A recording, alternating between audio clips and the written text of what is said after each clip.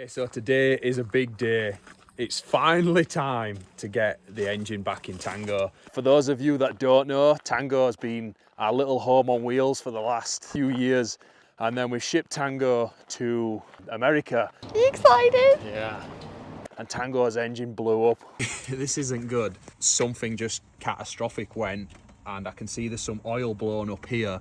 And I felt like a massive vibration under the clutch pedal. And now the car won't even start. It snapped the crank and it put a hole in the block, which obviously was hard news to take. And he's been parked up for the last 6 months. It's finally time to get him back on the road. We're Andy and MH. After 6 years driving across the globe, from California to Argentina, up to the Arctic, Europe to Turkey, and through Africa, we're now building our home base in Idaho, transforming a 1980s hoarder house into our dream home, wrenching on our rigs, and still chasing adventure. So, the engine's arrived. Buzz Overland shipped it to OK Four-Wheel Drive, and then OK Four-Wheel Drive have shipped it to Spokane, Washington.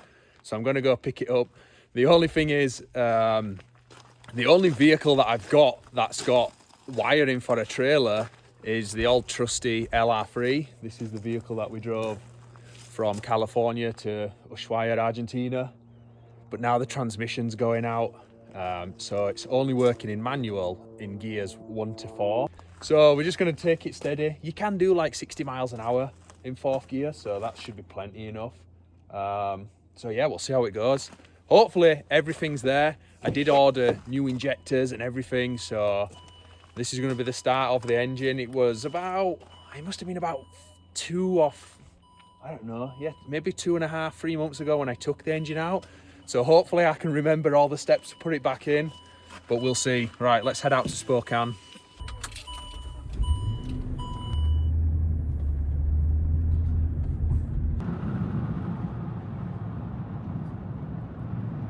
Okay, so we've made it to Spokane and the package is here. The guy's just gone to get the forklift and the LR3 did its job. And the roads around here are not too quick anyway, so I wasn't too concerned. The only thing that I am slightly worried about is my trailer is like a little UTV trailer and it's got a bit of a ramp. I don't know how to adjust the camera because I'm new to this game, but hopefully his forks can reach over that and we should be good to go. I don't think I'll be able to get it on the deck. Okay, so with a little bit of jigging around, we managed to pretty much take the pallet to its fork limits and then wiggle it on. It's not too heavy. I don't know what it weighs, maybe, I don't know, 250 kilograms or something. But I did buy a radiator and a fan and some things like that, so I think I'm probably best to just strip it down a bit, just so it's not too tall. I could do with a knife, I think. I don't know what I've got though. The only thing I can find is some tough cuts out of the med kit. Yeah, let's get this stripped down. I don't even know what all these boxes are, to be honest. I can't remember what I ordered. I tried to just get everything while it were coming from England that I thought I might need. No doubt I will have forgot something, but hopefully not.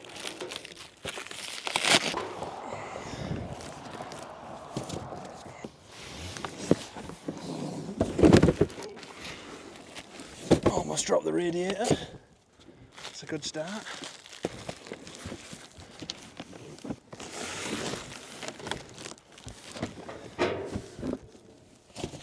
There we go. Let's get this strapped down. Maybe onto there. Right, so we loaded up. Well, that was pretty painless. The guy on the phone, when I booked the freight, he said sometimes when you get like your packages and stuff dropped off at these depots, if they use like a third party to unload it, or if the driver's like a subcontractor and they unload it, then they can end up charging you different fees and this, that and the other. So, because I've never done this before, we're like, oh my God, how much are they going to charge me? That went really smooth, very painless, and we're on the move. And so the final package to pick up while we are in Spokane is our Pyrenees mountain dog, Benji boy. He's been in daycare.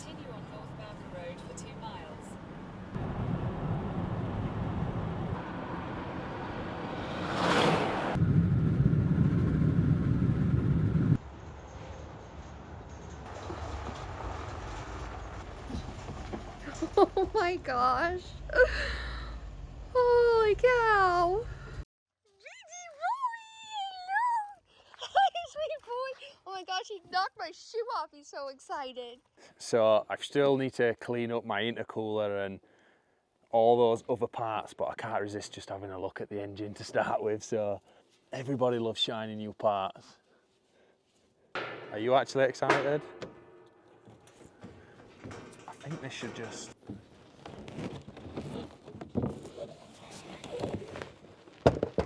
Oh.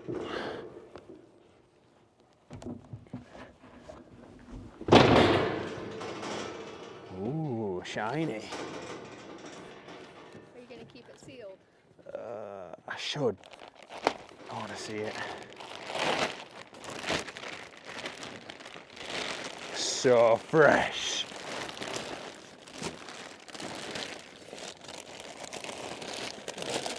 Oh my gosh, it looks so good. So nice to be looking at a brand new engine. Worth the wait? I don't want to use it. I have to admit, it is so freaking exciting for this to even be sitting in our driveway. I know we still have a long way to go until it's actually in Tango and we can drive Tango again. Hi, Benji boy. You want to say hi? Hello. Hi. I would say 50% of the struggle was to get it here, and now the other 50% is to actually get it installed. And then we're back on the road in some capacity. Well, I should probably cover it back up and then start prepping the rest of it. Hopefully, I'm hoping my neighbour might let me do it at his, seeing as though we've just got a gravel driveway, but he's got some cover and a concrete pad. We just need to get fired into it now, don't we?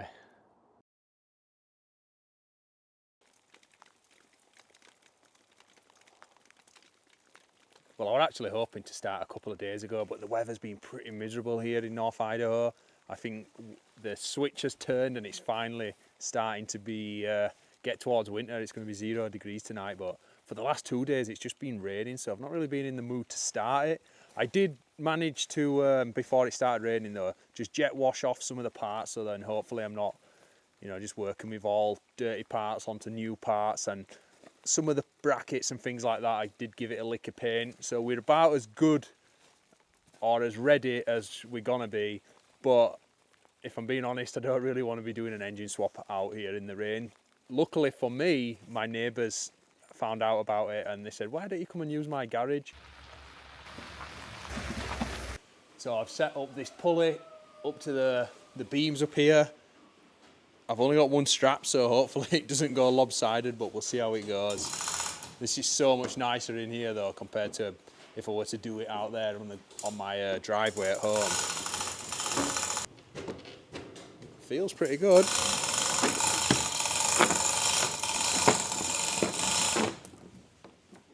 Right, that should clear the back now.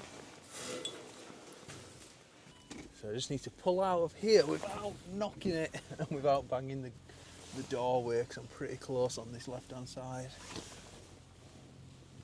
Wow, it is chucking it down now, which is a bit wild for me, this weather, because obviously I've lived in England all my life and I'm used to it just raining quite a lot, where like the summer here in North Idaho, I think it's rained like 3 or 4 times within like the 3 months in summer. Crazy. And the weather just sort of just changes like the flick of a switch.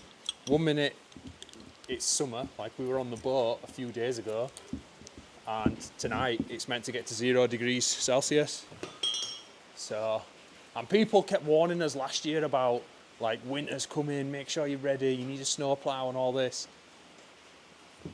I think we were lucky for our first winter here, because it wasn't that bad. I think, obviously it was below 0, below freezing, but I think the worst it got were like -20 maybe, and that were just for like a few days, and then it were just hovering around maybe like -6 to -10. So not too bad at all. Better than England, because England seems to hover around freezing. So like you just get like the coldest rain in the world. I'm getting all English now talking about the weather. Here we go then. I've waited months for this. A few of you, or a lot of you, might be disappointed that we didn't do like a BMW conversion or diesel pump UK Mercedes engine, which I would have loved one of those. But my friend at Buzz Overland, Alex, really sorted me out and he got me this at cost price. So like none of the other engines at that price could compete. Like I think one of those nicely built diesel pump UK engines, I think are like 20, 30 grand. And then a BMW conversion, I could probably do that cheaper, obviously, or LS, because we're in America. But honestly, like I don't have a garage or anything. So I didn't really feel like taking one of those jobs on. And I don't know if that's a bit above my pay grade as well, especially if I want it to be like a nice job. So that's why I'm just replacing it with an engine direct from Ford. So hopefully this will last a bit longer, because obviously the Puma's not known to be the most reliable engine, and it's proven that. So we bought our Tango, our Orange Defender, at 36,000 miles, and that engine got rebuilt at 40,000 miles, and then it's just gone bang at 120,000 miles. So like we got like what, 80,000 miles out of that last engine rebuild. Maybe if it could double again, we might get 160 out of this. We'll see. I'd be happy with that. We've got some friends rolling in. Last year with our friends here, we actually had one of their turkeys for Thanksgiving, and it were a monster. It was like a baby elephant. Right, I've got the trailer home, and you know how it is, nothing's ever as simple as what you think it's going to be. And I got in, I'm like, how am I going to get Tango on? Because I've disconnected his winch and stuff like that. So this is my plan. So I've got the winch coming from the LR3 up to a snatch block on that tree, then back down on this angle to hopefully pull Tango on. I was hoping to put a strap across so then I could get some direction on this next snatch block, but I don't have anything, so I'm just going to pull it and see how it goes. So hopefully Mary Hannah will help me, because I definitely can't do this by myself. Do you fancy coming outside in the cold and wet to do some winching? Not really. I need your help. Oh my god, you're soaking wet. All you need to do is just steer Tango onto the trailer. Okay. So gross out here. Fashion though. Right hand drive, mate.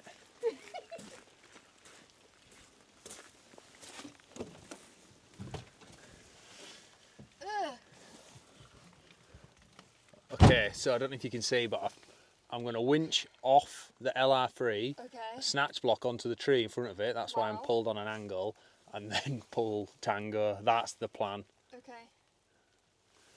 We'll see if it works. So I'm just trying to steer up that, basically. You're just going to steer up the ramps. When you get close, I'll probably adjust the ramps. Okay.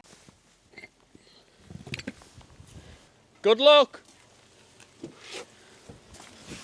Right. I'm just going to try and keep an eye on Mary Hannah. Just put this through the window. I do have a wireless one inside, I don't know why I don't have it. Alright, neutral.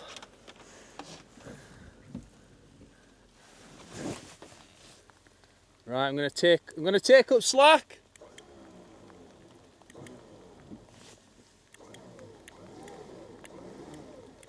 It's going. Bit of an angle though. I would prefer a strap to centralise it. I can't see. I better go check. Okay. Yeah, but can you see your back ends out a bit? Hopefully as I get closer it'll... We'll see.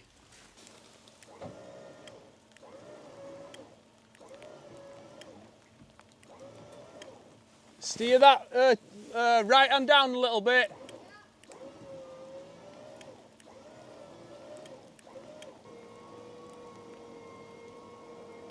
Right hand down a little. And I think stop there.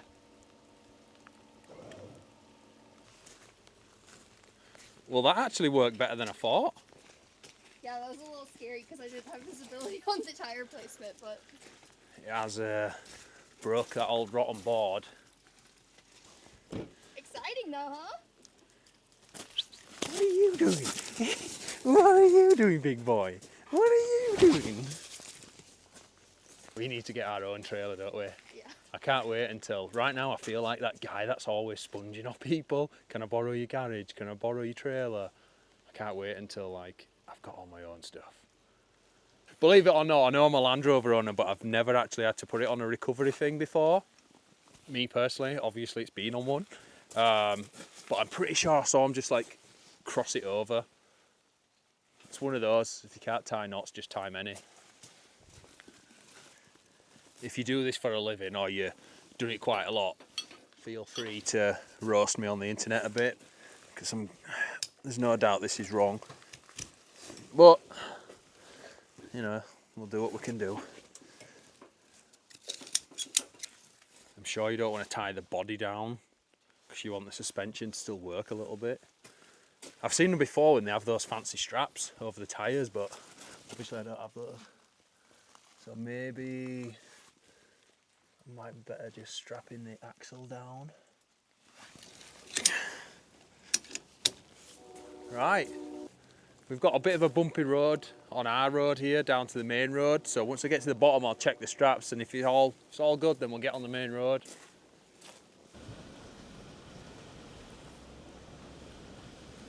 Let's just test these brakes while I go down this hill. Yeah, that's not too bad. Right, let's check these straps.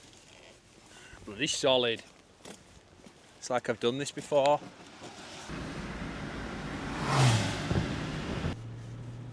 Feels like we're in the Scottish Highlands today. Hopefully I can just roll this off, because there's no one around.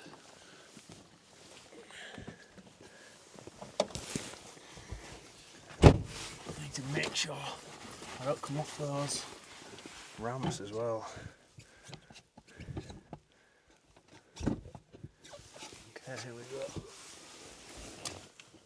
Oh, that's a good start. Oh, last night, just when I were about to get the trailer off, get Tango off the trailer, the battery died on the camera. But we did get him off. There were no injuries to Tango or anything like that. He just rolled off nicely. We've got him parked up now, and we're gonna start with the engine build. But that's for another day. So catch us next time as we start building up the engine and hopefully get Tango started. First time, we will see.